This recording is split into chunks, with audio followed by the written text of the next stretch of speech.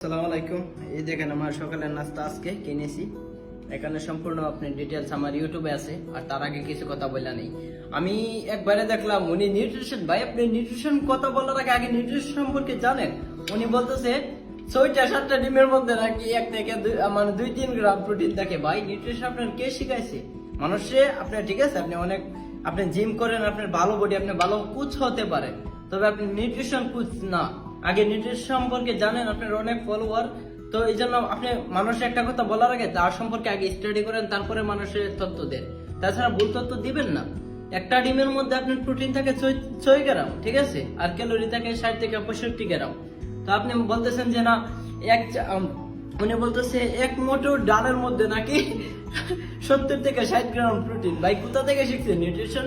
একটা আপনি 6টা-7টা ডিমের মধ্যে প্রোটিন পাওয়া যায় 37 থেকে 40 গ্রাম। তো আপনি বলতেছেন 1 গ্রাম।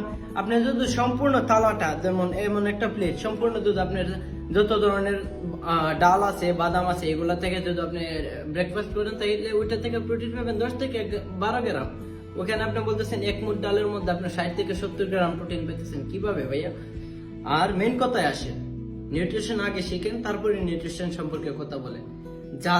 যাদের হার্টের সমস্যা আছে, যাদের কোলেস্ট্রল আছে বডির মধ্যে, তারা ডিম না খাওয়াই ভালো। যত ধরনের অ্যানিমেল প্রোডাক্ট আছে ওইটা না খাওয়াই ভালো। কিন্তু যারা নর্মাল ভাবে বডি বিল্ডিং করতে চায় তারা অবশ্যই ডিম খাইতে হবে। তাছাড়া প্রোটিন, আপনি সম্পূর্ণ প্রোটিন পাবেন না ব্রেকফাস্ট সকালে নাস্তার থেকে। তো যাদের হার্টের সমস্যা আছে, বডির মধ্যে কোলেস্ট্রল আছে, যাদের প্রেশার লেভেল অনেক হাই, তাদের জন্য যত ধরনের আপনার ওই যে ডাল, তারপরে বিনস গুলো আছে, ওগুলা থেকে আপনি ব্রেকফাস্ট করতে পারেন, ওইটা তাদের জন্য ভালো। বাট যারা নর্মাল সুস্থ আছেন, ভালো আছেন, যারা বডি বিল্ডিং করবেন, অবশ্যই তাদের জন্য অ্যানিমেল প্রোডাক্ট অনেক প্রয়োজন। তো ইয়াল্লা লেটস শুরু করি।